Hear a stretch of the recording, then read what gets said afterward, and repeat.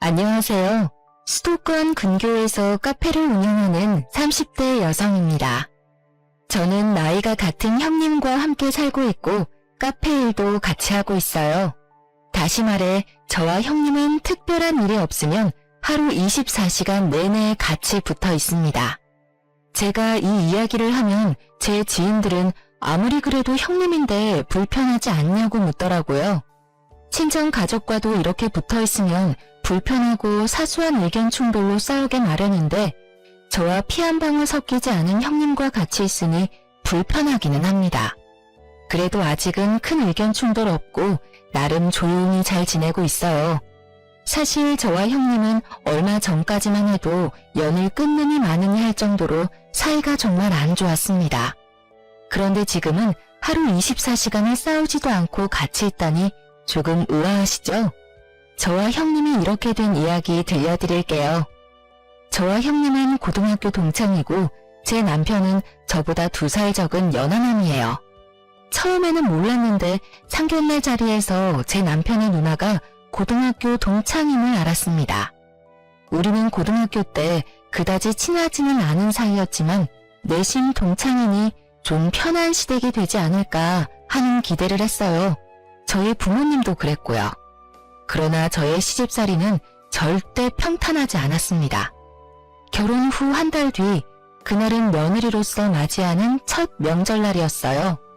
저는 첫 명절이니 잘 보이고 싶은 마음에 한복을 곱게 차려입고 시댁에 찾아갔습니다. 첫 명절이라고 한복을 입고 온 거야?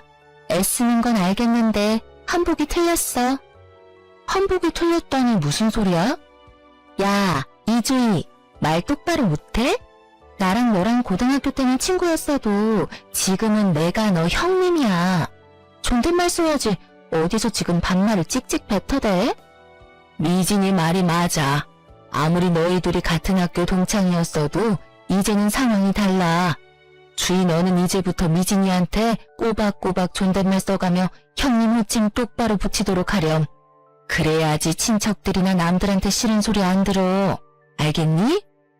주희야, 엄마랑 나는 너가 혹시라도 나중에 우리 친척 어른들에게 크게 욕먹을까봐 걱정돼서 하는 이야기야. 그니까 이제 절대 여기 시댁에서는 나는 물론 우리 동생에게도 반말하지 마. 알겠어? 우리 친척분도 그런 거 정말 싫어하셔. 알겠지? 뭘 이런 거 가지고 애를 혼내? 그래도 주인은 첫 명절이라고 생각해서 한복 입고 왔는데 그 마음이 예쁘잖아. 다들 너무 뭐라고 하지 마. 주희야, 새벽부터 오느라 수고 많았다. 인자한 시아버지와는 다르게 시어머니는 첫 명절에 며느리의 군기라도 잡으려는지 도끼 눈을 뜨며 제 말이나 행동, 복장까지 지적하기 바빴습니다.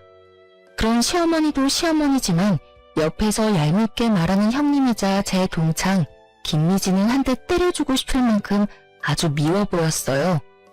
당신은 좀 가만히 있어봐요. 여자들끼리 이야기하는데 뭘 끼어들어?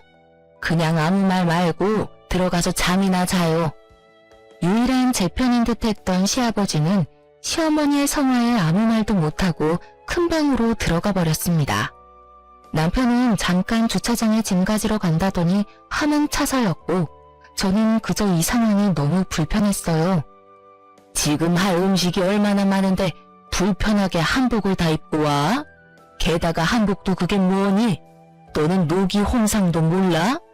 갓 결혼한 사람은 녹색 저고리에 붉은 치마를 입어야 한다는 거. 그래, 맞아. 한복을 입으려면 제대로 입고 와야지.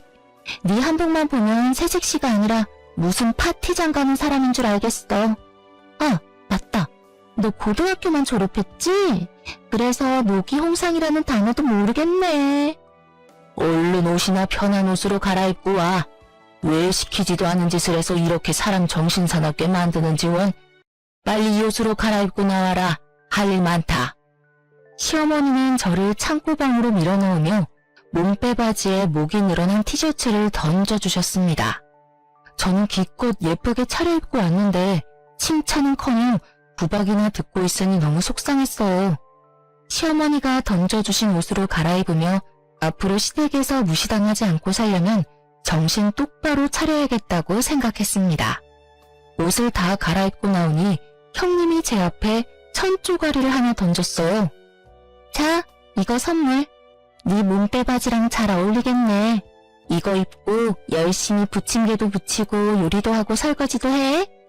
넌 이 집의 며느리니까 당연히 그렇게 해야 하는 거 알지? 형님이 던져준 1000쪼가리는 바로 앞치마였는데 이미 김치 국물이 여기저기 묻어 있었고 세탁도 전혀 하지 않았는지 이상한 냄새까지 났습니다. 지금 누나한테 이게 뭐 하는 짓이야? 아침에 한복 입고 왔는데 그 옷은 또 뭐고? 누나? 네 누나는 나야. 어디서 지금 누나라 그래? 그냥 이 와이프 이름 부르든가 아니면 아내라고 호칭해. 너도 고졸 출신인 제 딸아 무식해지냐? 형님은 큰 목소리로 제 남편을 구박했고 그 덕에 잠깐 방에 들어가셨던 시부모님까지 다 거실로 나오셨습니다. 다들 첫 명절부터 왜 이리 소란이냐? 대체 미진이 너는 왜 주의를 그렇게 못 잡아먹어서 한달이야? 그게 아니라 미진이가 주희한테 시댁에 대한 예의를 알려주는 거지. 첫 명절에 그렇게 화려하게 꾸미고 오는 새댁이 세상 천지에 어딨어? 당신도 괜히 주희 편들지 말고 그냥 조용히 있어요. 평소처럼 가만히 있다가 부침개 다 되면 먹기나 하면 되지. 뭘 자꾸 평소답지 않게 왔다 갔다 하며 참견질이야? 영진이 너도 괜히 주희 옆에 붙어있을 생각 말고 너네 아버지랑 같이 방에 들어가 있어. 알겠어? 시어머니는 시아버지와 남편에게 방에 들어가서 쉬라고 한 뒤 저에게는 일거리를 잔뜩 던져주셨습니다. 제가 부쳐야 할 부침개의 종류가 무려 7가지나 되었고 잡채에 만두까지 빚어야 했어요. 이렇게 본격적으로 일을 할 동안 시어머니와 아가씨는 옆에서 아무것도 하지 않고 입으로만 시키기에 바빴습니다. 저는 첫 명절이라 어지간하면 조용히 보내고 오려고 했으나 시어머니와 아가씨는 정말 너무하더군요. 제가 여기서 하라는 대로 다 하면 앞으로도 이렇게 저는 시댁에 종살이를 하는 것은 불보듯 뻔한 일이죠. 어머니, 형님, 저 혼자 이 많은 음식 못해요. 저 혼자 하는 것보다는 셋이서 나눠서 일하는 것이 빨리 끝나니까 어머니와 형님도 같이 해요. 저는 마저 전을 부칠 테니 어머니는 잡채 좀 해주시고 형님은 만두를 빚어주세요. 그럼 빨리 일도 끝나고 좋잖아요. 뭐라는 거야? 당연히 며느리가 시댁에 왔으면 음식하고 일해야 하는 거 아니야? 꼴랑 1시간 해놓고 힘들어. 우리 엄마는 매년 명절 때마다 이 모든 것을 혼자 다 하셨어. 이제 네가 이 집 며느리니까 당연히 네가 다 해야지. 어머니가 이 모든 것을 혼자 다 하실 동안 형님은 옆에서 뭐 하셨어요? 설마 음식하는 거 하나도 안 도와드리고 다 되면 나와서 밥만 축낸 건 아니죠? 너는 어떻게 말을 그렇게 하니? 미진이 얘는 그동안 공부하느라 음식 같은 거 하나도 못해. 얘가 그동안 대학교 졸업하고 지금은 공무원 공부하느라 얼마나 스트레스 받는데 어떻게 이깟 음식 만드는 것을 시키니? 엄마, 쟤는 고졸이잖아. 천하태평하게 카페에서 커피나 내리고 있는 무식한 게 뭐 그딴 걸 알겠어? 형님은 계속 무슨 말만 하면 제가 고졸이라며 무시를 해댔습니다. 제가 고졸이라는 것이 틀린 말은 아니지만 공부를 못했던 것은 아니었어요. 사실 고등학교 때 저는 전교 1등을 도맡아서 했고 형님은 전교 2등이었습니다. 저는 고등학교 졸업 후 대한민국 사람이라면 누구나 알만한 좋은 대학교에 입학은 했으나 대학교 입학 후 집안 형편이 어려워져서 어쩔 수 없이 중퇴했어요. 그 뒤로 과외부터 시작해서 편의점, 음식점 등 불법적인 곳만 아니면 어디든 가서 아르바이트하며 돈을 모았습니다. 그러기를 2년 정도 지나니 적지 않은 돈이 모였고 그 돈으로 다시 대학교에 갈까 했으나 대학교보다는 제 사업을 시작해보는 것이 더 좋겠다는 생각이 들었어요. 그래서 카페를 차렸고 많은 시행착오 끝에 지금은 풍족하게 먹고 살 정도의 순수익으로 나오고 있습니다. 제가 이렇게 될 동안 형님은 수도권 4년제 대학교에 입학하여 무사히 졸업했어요. 아이, 고졸. 조금 있으면 점심시간이라 밥도 차려야 하는데 좀 서둘러. 언제 음식을 다 하려고 그래? 형님은 저를 고졸이라며 계속 비꼬면서 말을 했고 제가 한마디 하려던 차 남편이 먼저 형님에게 화를 내기 시작했습니다. 김미진, 너 진짜 너무한다. 어떻게 내 와이프한테 그딴 식으로 말해? 솔직히 내 와이프 고졸이기는 하지만 그래도 백수의 명품만 밝히는 너보다 훨씬 더 열심히 살아. 너가 그렇게 함부로 말할 사람 아니라고. 억주, 지금 네 와이프라고 편드냐? 아이고, 결혼 안 한 사람 억울해서 어디 살겠어? 사실 형님은 대학교 졸업 후 오랜 기간을 취업준비생으로만 있다가 30살이 넘은 지금은 4년째 공무원 시험 준비를 하고 있었어요. 다시 말해 형님은 대학교 졸업 후 그 어느 회사에 들어가 본 적도 없고 그저 취업 준비와 공부만 하며 살았습니다. 그냥 부모님의 돈으로 먹고 사는 백수였던 것이죠. 솔직히 가슴에 손을 얹고 생각해봐. 네가 이 집에서 뭘 하는데? 엄마 도와서 집안일을 거들기를 하냐? 아니면 나가서 돈을 벌어오기를 하냐? 4년제 대학교를 졸업하면 뭐해? 30살이나 넘긴 지금까지 취업 하나 못해서 아직도 부모님 돈이나 타먹고 살면서. 그리고 꼴의 분수를 알아야지. 명품은 또 오지게 밝혀요. 내가 뭐 놀기만 해? 나 그래서 지금 공부하잖아. 공무원 되려고 공부하고 있잖아. 내가 1년만 맘 잡고 하면 나 분명히 공무원 된다니까. 그리고 내가 명품을 사든 말든 네가 뭔 상관인데? 야, 그 명품들 다 네 돈으로 샀어? 내가 부모님께 드리는 용돈으로 산 거잖아. 아니야? 무슨 기생충도 아니고 사람이 염치가 있으면 나가서 아르바이트라도 좀 해. 지 손으로 돈도 한 푼 못 버는 주제에 어디서 지금 신우짓이야? 그리고 내 와이프 이렇게 생각 없이 사는 네가 함부로 무시할 사람 아니야. 다시는 내 와이프 무시하지 마. 형님과 남편의 다툼을 가만히 듣고만 계시던 시어머니는 남편의 등을 짝소리나게 때리셨습니다. 솔직히 저로서는 남편이 틀린 말을 한 것 같지는 않은데 시어머니의 행동이 조금 우아했어요. 김영진, 누나한테 대들어?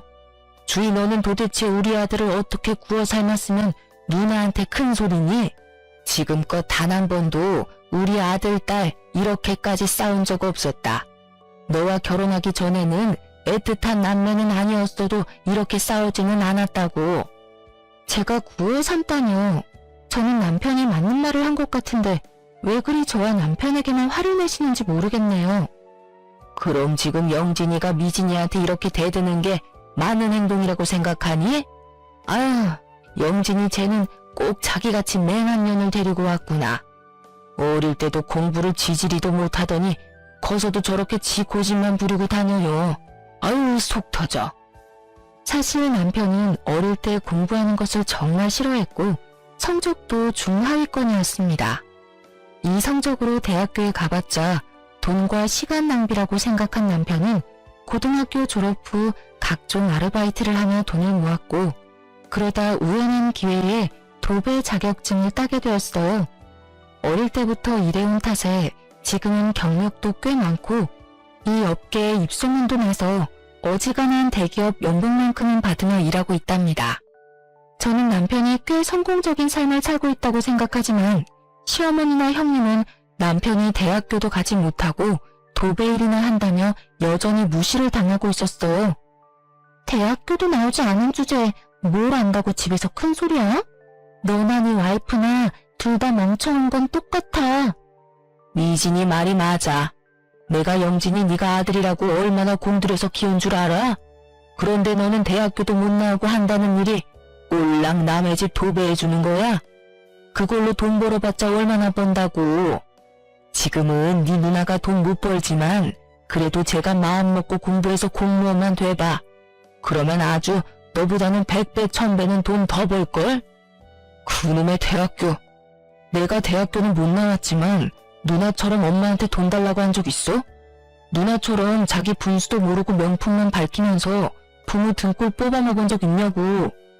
나 정말 고등학교 졸업 이후로 단 한 번도 엄마한테 10원 한 장 받은 적 없었고 오히려 내가 꼬박꼬박 용돈 보냈어.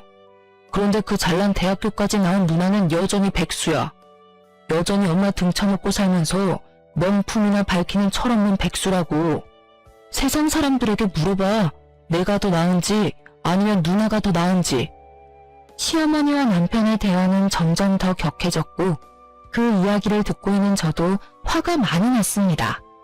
사실 저도 대학교 입학은 했지만 결국엔 남편처럼 졸업은 못한 고졸이잖아요. 고졸인 남편을 무시하는 것은 꼭 저를 무시하는 것만 같았습니다. 명절이고 뭐고 다 필요 없어. 누나, 가자. 이딴 집구석 이제 다시는 오지 말자.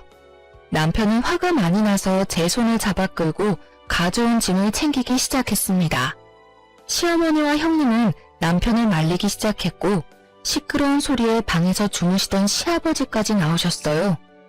이게 지금 뭐 하는 짓이야? 기분 좋은 명절날 왜 싸움박질이 나고 있느냐고.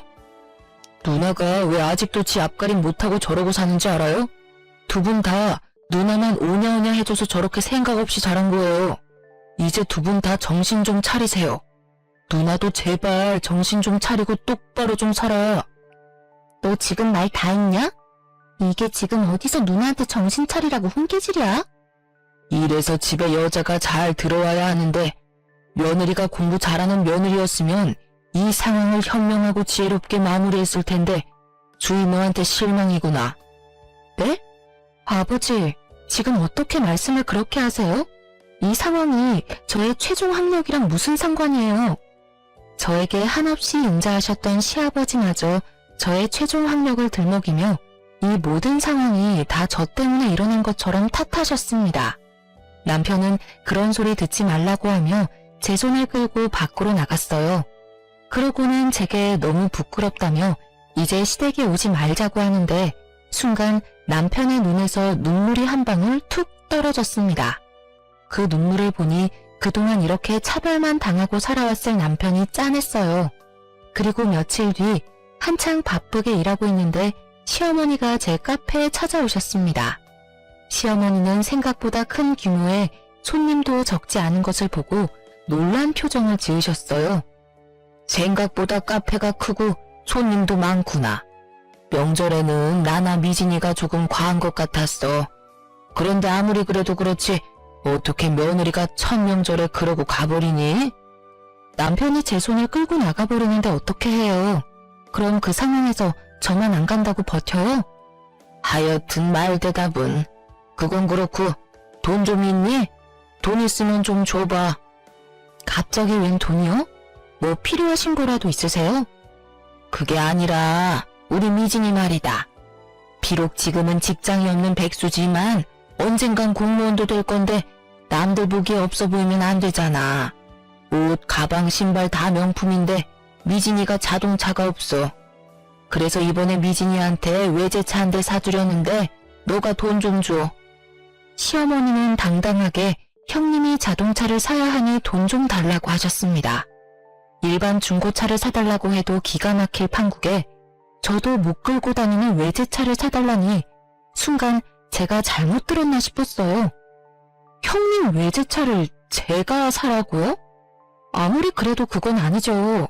제가 뭐 엄청난 갑부도 아니고 무슨 수로 외제차를 사요? 아니긴 뭐가 아니니? 세상에 딱 하나뿐인 너의 시누이를 위해서 그것도 못 해줘? 그래, 지금은 돈 아깝다고 생각할 수 있어. 그런데 우리 미진이가 이악 물고 공부해서 공무원만 돼봐. 그럼 설마 외제차 사준 너를 모른 척 하겠어? 외제차가 한두 푼도 아니고 어떻게 쉽게 사줘요. 그리고 자동차를 끌고 다니려면 면허증이 있어야 하는데 면허는 있어요? 형님 면허증 없는 거로 알고 있는데요. 이번에 필기시험 보긴 봤는데 떨어졌나 보더라.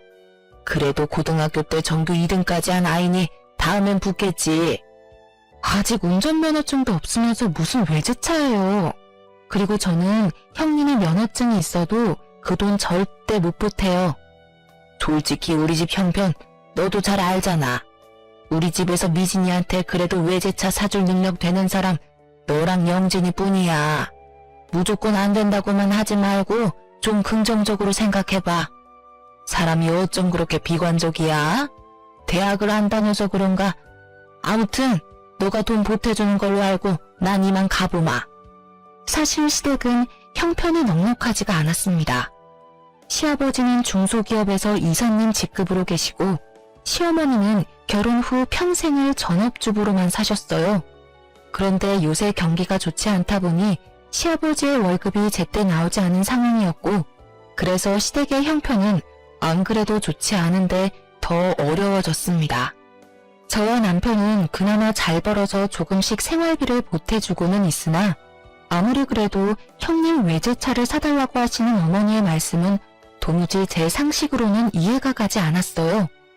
그렇게 시어머니는 제 속을 뒤집어 놓고 나가셨고 저는 생각할수록 어이가 없어서 그저 냉수만 들이켜고 있었습니다.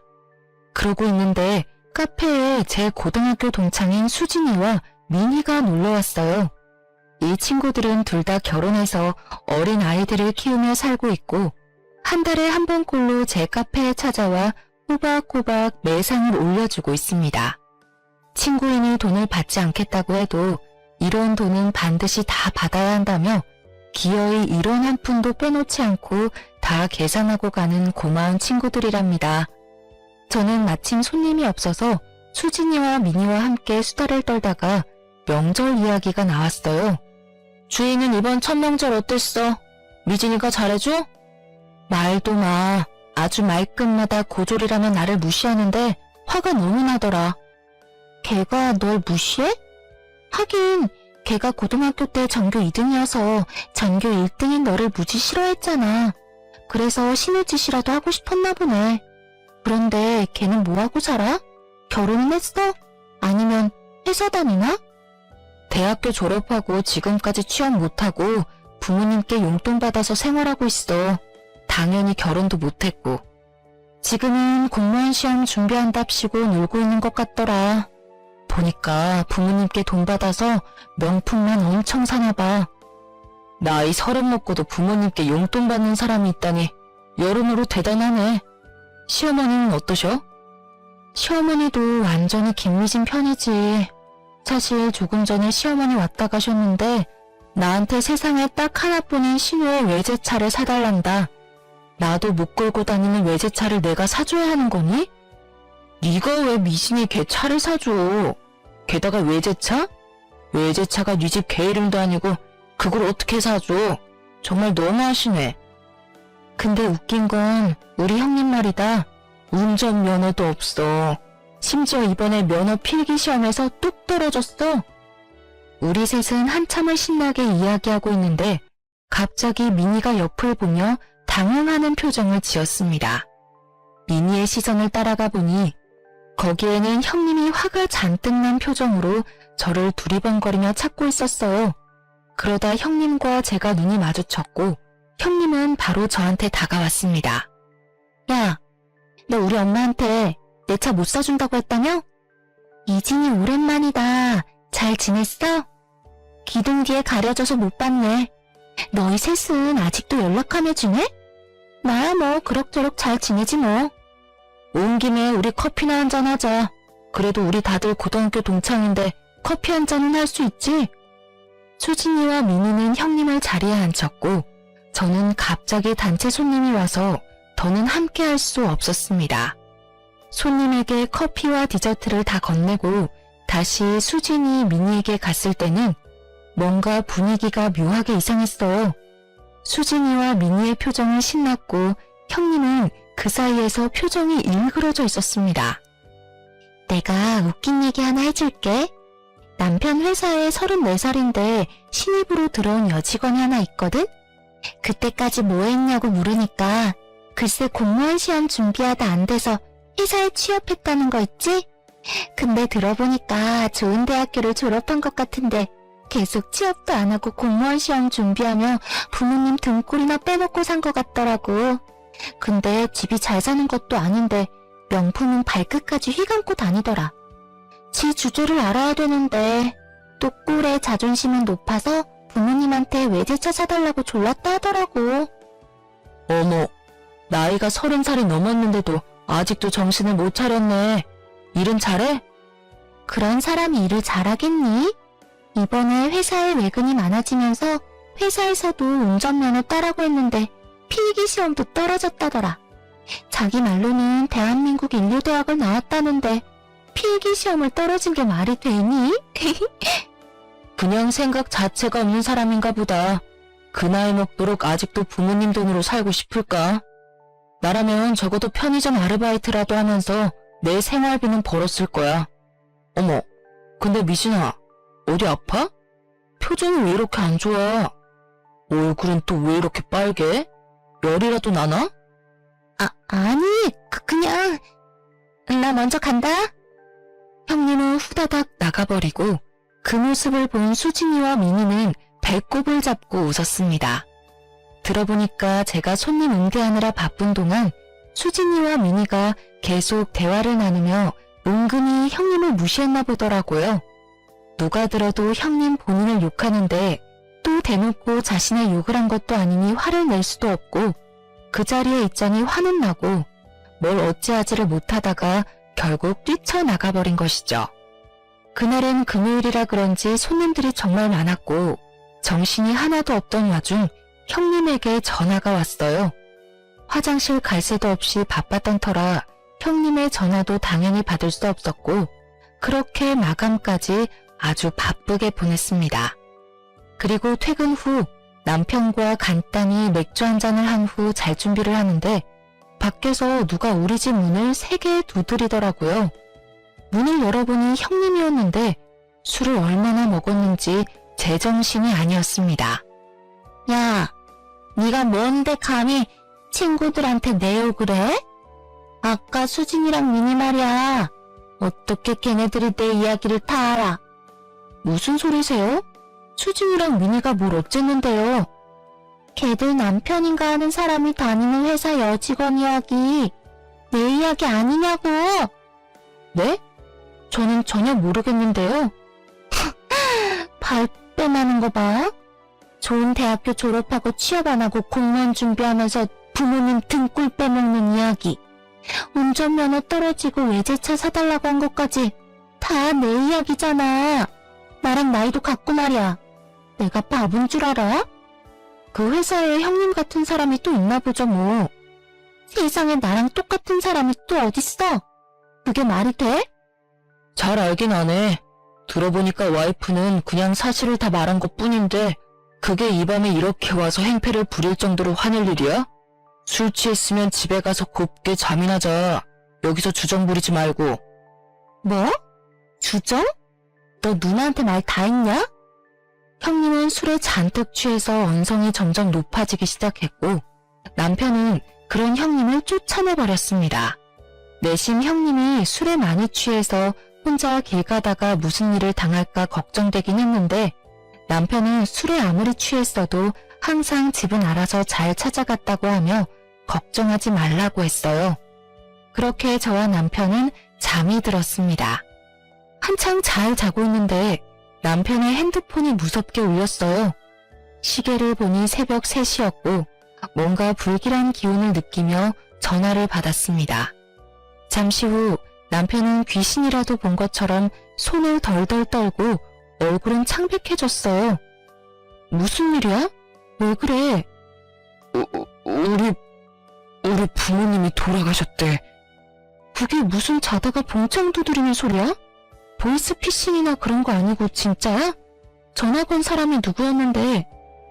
남편의 말로는 형님이 술 취해서 집으로 가다가 길바닥에 누워 잠이 들었는데 마침 순찰 중이던 경찰이 형님을 발견하고는 경찰서로 데리고 갔다고 합니다. 그리고서 시부모님께 연락했는데 시부모님은 딸이 그 새벽에 술에 취해 경찰서에 있다니 얼마나 놀라셨겠어요.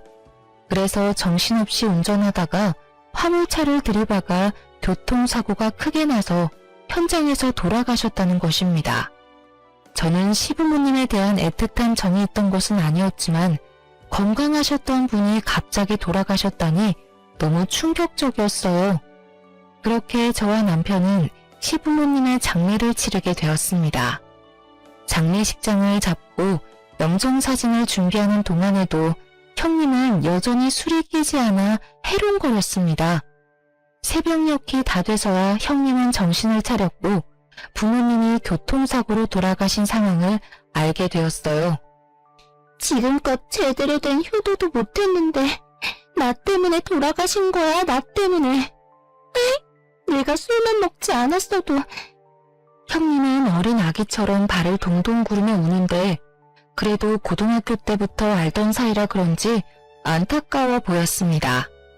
그래서 형님 옆에 앉아 형님의 어깨를 토닥였는데 형님은 저를 째려보더니 확 미는 것이 아니겠어요?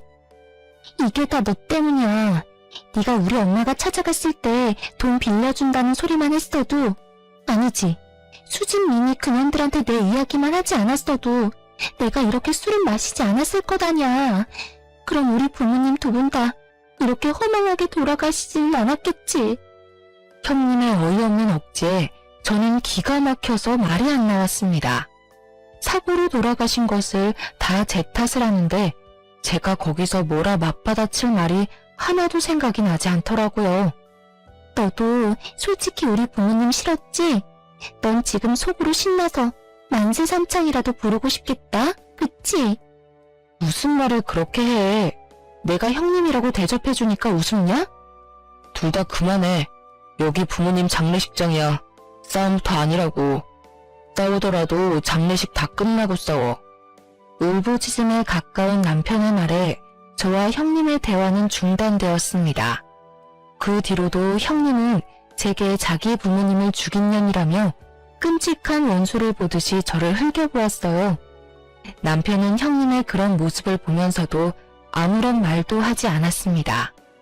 그저 부모를 잃은 상실감과 깊은 슬픔에 빠져 주변 상황 따위는 전혀 보이지 않는 듯 했어요. 저는 그런 남편을 따라 형님이 제게 어떤 소리를 하든 철저히 못 들은 척하며 손님맞이를 했습니다.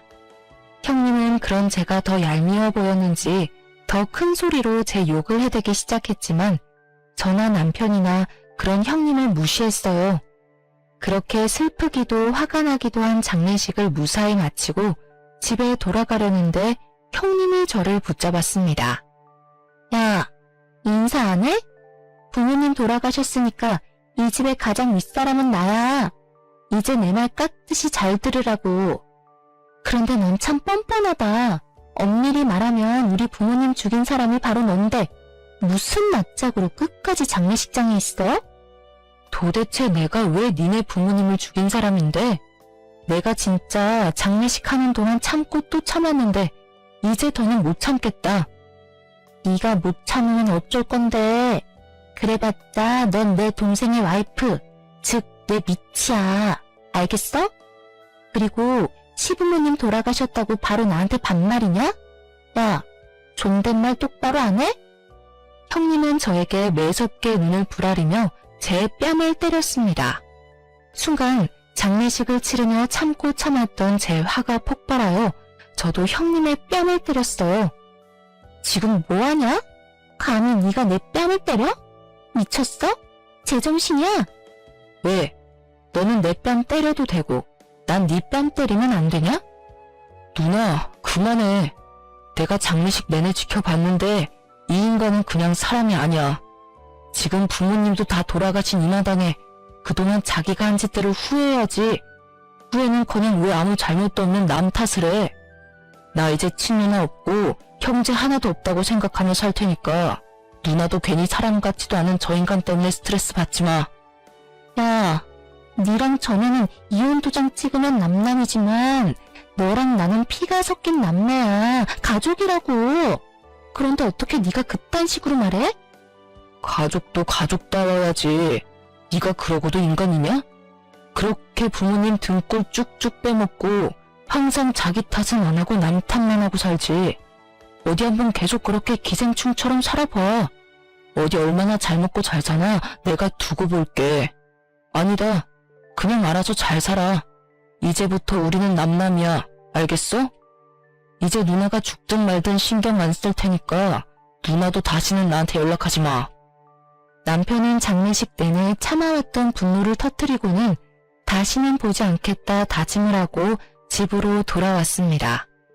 그렇게 한 달 뒤 카페에서 일하고 있는데 형님이 제 카페에 찾아왔어요.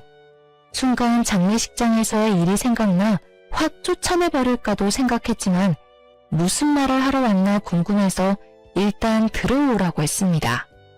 카페는 여전히 잘 되네. 내가 부탁을 좀 하나 하려고 하는데 요새 내가 취업 준비하느라 조금 바쁘거든? 네, 형님도 이제 공부해도 안 되는 공무원 말고 취업 준비하셔야죠. 잘 생각하셨어요. 말 얄밉게 하는 건 여전하네. 그런데 면접 보러 가려면 정장도 필요하고 어울리는 구두도 있어야 하는데 지금 돈이 없어. 사실 부모님이 주신 돈 다 써버렸거든. 부모님이 뭐 보험을 들어놨던 것도 아니고 말이야. 설마 그래서 제게 돈을 달라고 오신 건 아니죠? 나도 양심이 있고 염치가 있어. 날 뭘로 보고. 그냥 내가 정식으로 취업하기 전까지만 여기 카페에서 일하게 해줘.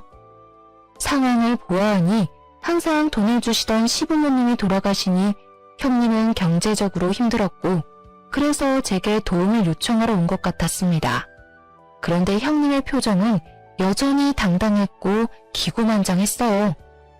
형님, 그런데 저는 지금 있는 직원으로도 충분해서 더는 사람을 고용할 계획이 없는데요. 뭐 정 급하시면 최저 시급 받으며 설거지나 주방 청소는 어때요? 그거라도 하실 수 있겠어요? 뭐? 설거지나 주방 청소? 날 뭘로 보고 그런 일을 시켜? 내가 이 나이 먹고 그런 일을 어떻게 해? 나 이래봬도 대한민국 국민이라면 다 아는 대학교 나온 여자야. 난 최저 시급 받으면서 그런 일 못해. 못하시겠으면 가서 다른 일 알아보시던가요. 저는 굳이 사람이 필요하지 않아요. 형님은 씩씩대면서 카페를 나갔고 저는 그러든 말든 신경 쓰지 않았습니다. 그런데 다음날 형님이 다시 카페에 찾아왔습니다. 어제도 오셨는데 오늘은 또 무슨 일이세요? 어제 네가 그랬지? 설거지에 주방 청소 아르바이트 시켜줄 수 있다고. 뭐 여기서 돈 벌어봤자 코딱지만큼이겠지만 그래도 한번 그 일이라도 해볼게. 요새 경기가 어려워져서 그런가 아르바이트 자리가 어쩜 이렇게 하나도 없는지. 당분간 그 일이나 좀 하지 뭐. 그래도 되지? 형님은 어제 계속 아르바이트를 구하려 했지만 생각보다 쉽지 않았는지 다시 제 카페에 찾아와 일을 해보겠다고 했습니다. 솔직히 형님이 못 믿어왔지만 그래도 고등학교 때부터 알던 사이였기에 속는 셈 치고 한번 일을 맡겨보기로 했어요. 그렇게 2시간이나 지났으려나요? 손님들은 밀어닥치는데 컵이며 접시가 하나도 없는 것입니다. 혹시나 하는 마음에 주방에 가보니 설거지를 하고 있어야 할 형님이 보이지 않았어요. 화장실에도 매장에도 그 어디에도 보이지 않아 형님에게 전화를 걸었습니다. 야, 나 몸살 난 것 같아. 설거지 못하겠어. 몸살? 고작 2시간 일하고 몸살? 하긴 나이 34살 먹도록 아르바이트 한번 제대로 해보지 않은 네가 뭘 할 수 있겠니? 솔직히 형님이 일을 잘할 것이라고는 애초에 기대도 하지 않았지만 그래도 저는 하루는 버틸 줄 알았습니다. 그런데 하루는커녕 고작 2시간 하고 도망을 갔다니 좀 어이가 없었어요. 고작 2시간이라니 내 생에 그렇게 힘든 일은 처음이다. 그리고 말이야, 설거지하면서 생각해보니까 내가 이래봬도 대한민국에서 알아주는 4년제 대학교 나온 여자잖아. 그런 내가 고작 최저 시급 받으면서 설거지나 한다는 게 어디 말이 되니? 그래서 내가 관둔 거야. 내가 때려치운 거라고.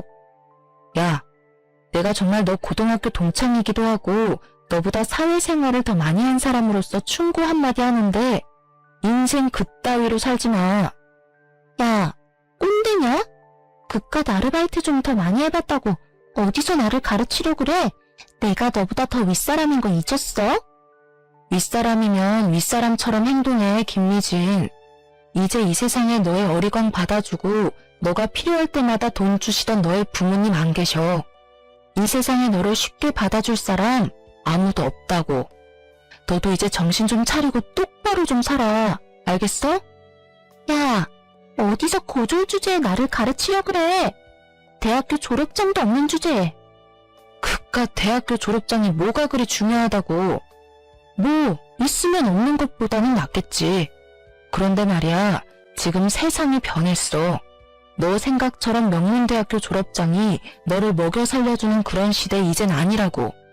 정신 좀 차리고 현실을 제대로 봐. 알겠어?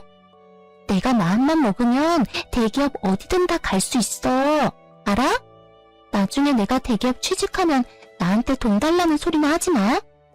그래, 제발 부탁이다. 제발 마음 좀 딱 먹고 대기업이든 중소기업이든 어디 회사 생활이나 한번 좀 해봐. 그래서 내 앞에서 한번 떵떵거려 보라고. 알았냐? 형님은 화를 잔뜩 내며 전화를 끊었고 그 뒤로 연락이 되지 않았습니다. 엄밀히 말하면 저나 남편이나 굳이 형님에게 연락하지 않았어요. 솔직히 남편도 그동안 고졸에 도배일이나 한다며 형님한테 하도 무시당하고 살아서 남편도 형님에 대한 애틋한 감정 따위는 없었거든요. 그 뒤로 석 달이 지났습니다.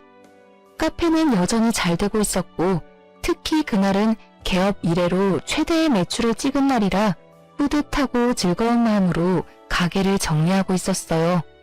영업이 다 끝났는데 누군가가 거짓골로 가게 문을 열고 들어왔습니다. 자세히 보니 형님이었어요.